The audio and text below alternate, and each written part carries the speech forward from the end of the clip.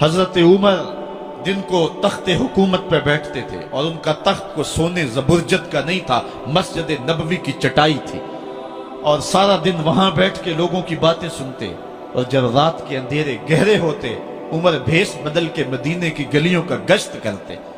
کہا تمہارے گھر سے دھواں نکل رہا ہے اور بچے رو رہے ہیں، ان کو کھانا کیوں نہیں دیتی؟ کہنے لگی عمر کی جان کو رو رہی۔ عمر کے پاؤں تلے سے زمین نکل گئی۔ کہا کیا ہوا؟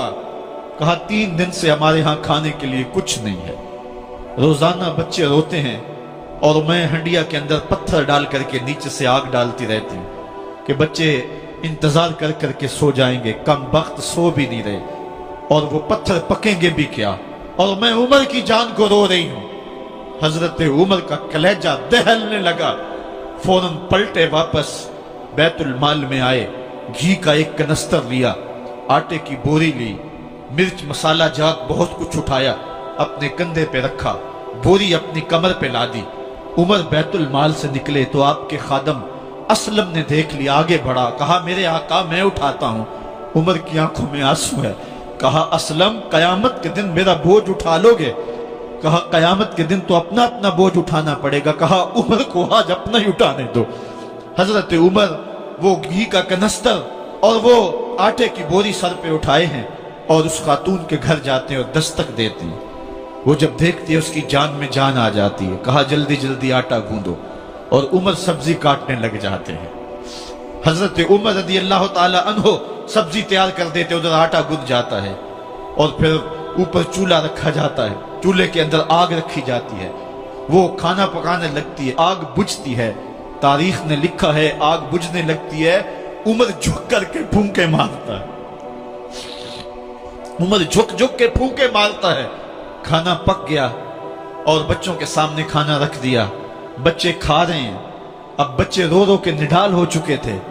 حضرت عمر اپنے ہاتھوں کو اور اپنے گھٹنوں کو اور اپنے پاؤں کو زمین پہ لگا کے، جس طرح بکری کا بچہ چلتا ہے، ویڑے کے اندر کبھی ادھر چلتے ہیں کبھی ادھر چلتے ہیں، تاکہ بچے مجھے دیکھ کے خوش ہوں اور دل میں کہتے عمر جتنا رلایا ہے اب اتنا ہنسانا بھی پڑے گا۔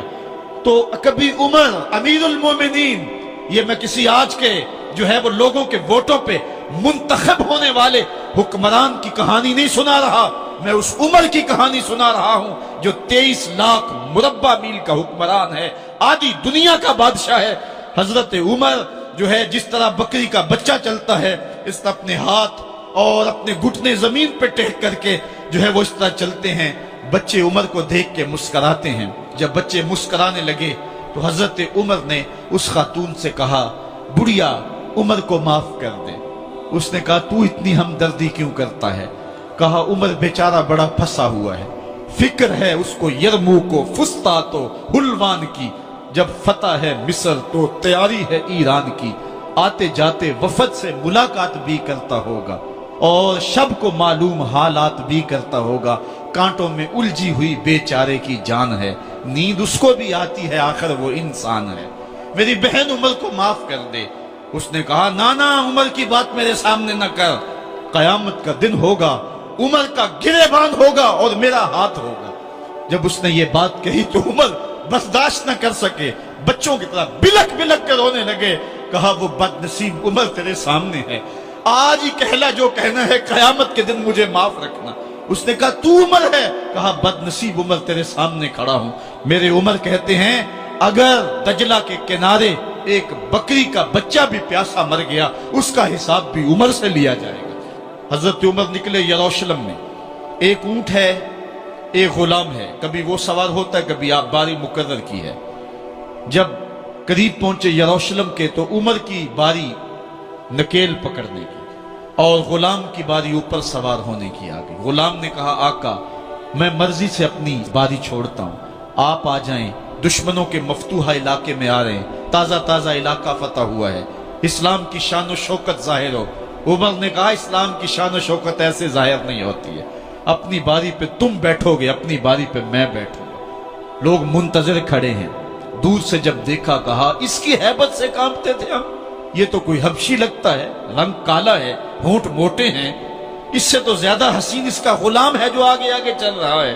حضرت ابو عبیدہ نے کہا دھوکہ کھا رہے ہو، ہمارا آقا وہ نہیں ہے جو اونٹنی کے اوپر سوار ہے، ہمارا آقا وہ ہے جو لگام تھامے آگے آگے چل رہا ہے۔ حضرت عمر رضی اللہ تعالیٰ عنہ کو آگے بڑھ کے جابیہ کے مقام پہ حضرت ابو عبیدہ بن جراح نے استقبال کیا، تو حضرت عمر آگے بڑھے اور انہوں نے آگے بڑھ کر کے حضرت ابو عبیدہ کے دونوں کندھوں پہ ہاتھ رکھا، اور سنو حضرت عمر نے کیا کہا، کہا لا الہ الا اللہ انا کنا اذل قوم فاعزنا اللہ بالاسلام۔ کہا کہ لا الہ الا اللہ، اے ابو عبیدہ بن جراح، ہم ایک ذلیل قوم تھے اور اللہ نے ہمیں اسلام کی وجہ سے عزت عطا کی ہے۔ اور میں تمہیں ایک تاریخ ساز بات کہنے لگا ہوں، اور وہ یہ ہے کہ جب تک ہم اس عزت والے اسلام کے دامن کو تھامے رہیں گے ہماری عزت قائم رہے گی، اور جب اسلام کے علاوہ کسی اور جگہ سے عزت ڈھونڈیں گے تو رسوا کر کے رکھ دیے جائیں گے۔ یہ ہے وہ خلاصہ جو حضرت عمر نے امتوں کے عروج و زوال کا بیان کیا ہے۔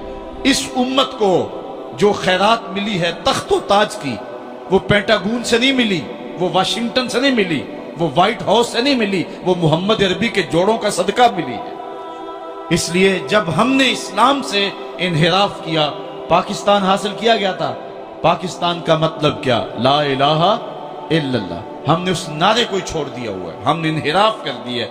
آج ہماری نظریں مغرب کی طرف لگی ہیں کہ تخت و تاج اس سے نصیب ہوتے ہیں، اور دنیا کے اوپر ہم رسوا ہو کے رہ گئے۔